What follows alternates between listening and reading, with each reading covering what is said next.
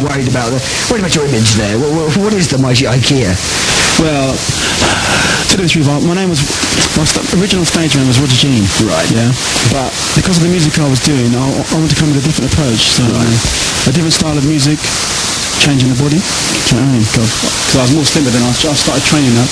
Right. And you became the Mighty IKEA. The Mighty IKEA. It's quite funny actually, because I was looking at you handed me your little press biography thing. And there's a picture of you on the front, very fetching picture. You're standing in a field of corn with your torso bare and very a bit like not as singing stomach as Peter Andre though. Obviously, you don't want to go much to that better, time, do you? Much better than that. So Roger, tell me, where did it all start? I mean, you're a man. I've been looking through this. You're a man who's done lots and lots and lots of different things in your time. You know, you've got lots of name changes as well, but that reflects the fact you've done so many different styles of music. You work with lots and lots of different people. How did it start off? How did you start on this? In the music career. In the music career, yeah. Well, I started off at the age of 14. I formed my first band when I was 14 years of age, and then. Well, to tell the truth, I did that when I was bunking school up a tree. You formed a band up a tree? Yeah, when I was skiving school. A few of my friends, you know? Yeah. Decided we were going to form a band, and then I formed the first band called ACR. Right. And then they kind of split up, you know. There's not really no commitment, and I decided I wanted to carry on with it. So 40 is quite a tender age to actually believe that. From then on, did you think, I'm going to dedicate my life to the world of music? Not really, because what it was, like I said, one of my friends in the band used to listen to the Skids. And if you yeah, it's quite funny. All the time. And he liked the Skids, and you weren't quite so fond of the Skids. I thought, who is this?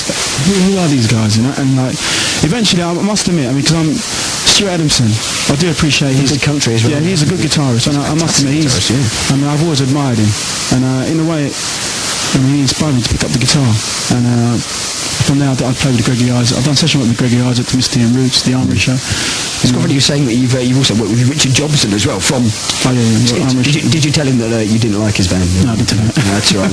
So you're up a tree, you're 14, you form this band, then you split up again, as 14-year-olds do, because I was in a band at 14, and that split up after about half an hour as well. It always does, doesn't it? It does, yeah. So then how did the rocky road to... Well, then... I formed another band. Well, I didn't really form a band. I went to audition with a band in Biggleswade. They were called UK Construction. They were signed to a record company called Whopalong Music.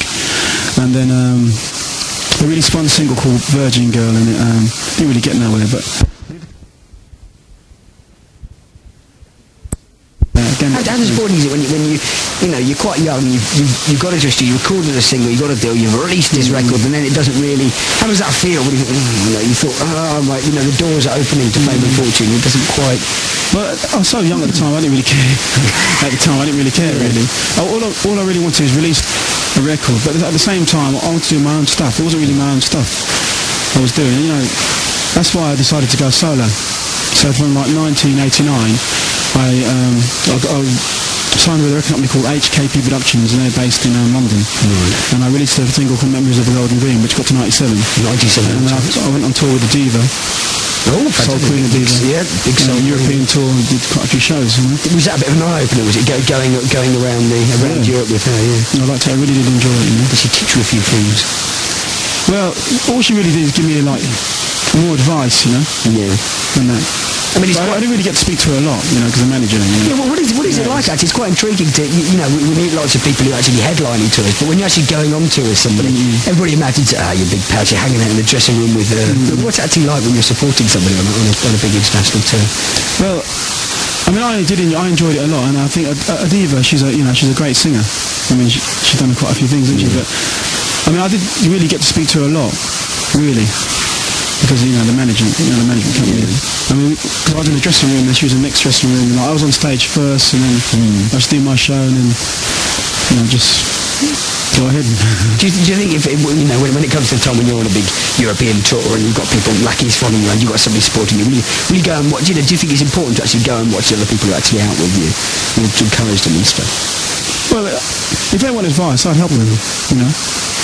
I mean, I do session work. I mean, my friend's got a studio in Pinner, and I do a lot of session work with different guys, especially a lot of young guys just coming up and want to get into the music. I mean, if you can help someone, it's not going to cost you nothing, is it? No, exactly. I mean, I find a lot of these artists, they're too big. It was quite interesting. We were talking to the Rhythm House group a bit earlier, and they've done lots and lots of session work, and they, lots of studio production work, and they were saying that that along with helping other people along the way, giving them your experience, it's also interesting because you can keep your finger on the pulse as well. You can actually stay in touch with the cutting edge, because all too often you're not actually in there with what's happening. You're doing your own thing, and you're a bit deaf to what's happening, what's actually happening in music at the time. So it's quite easy to keep up with current trends as well. So what's your current project at the moment? What's going on at the moment then? Well, at the moment, I mean, I've just finished that. This might be the second single. I don't think it's going to be the first. You've got a CD in the player ready to fire in the moment. It's called Love and Pauper. It's an old reggae song, which we've gone and done and mixed it. Right. And MC Gabba Ranks, he's the MC on it. He's very good. And myself on the vocals, and Regina Nolan backing vocals.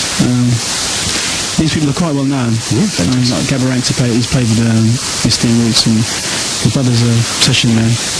But I think it's a very good single. But at the moment, I'm going to be working with a producer in London, and I think I'm going to be doing more like more commercial, very commercial.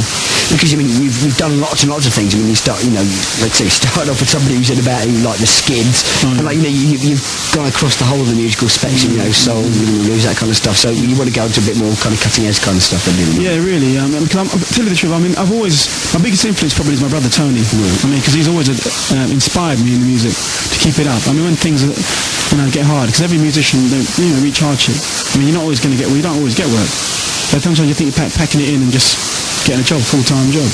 But he's always inspired me, because if the talent's there, I think you should go all the way.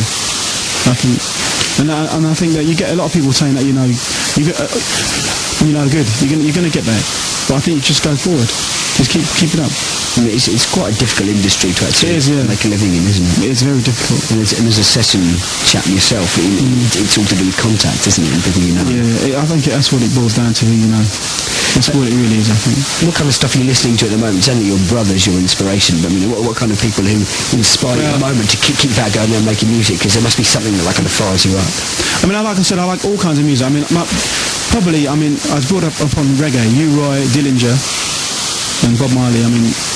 That's what I was really brought up on. I like Melbourne Moore. So many artists I like. So many. I even like Roachford. They're a good band. Fantastic singer as well, isn't he? Yeah, he's a great singer. Christians. Loads, so many acts I like. Are there people out there at the moment who are kind of in the charts or on the road? I like the Fugees. We were talking about them a bit earlier as well. Do you think,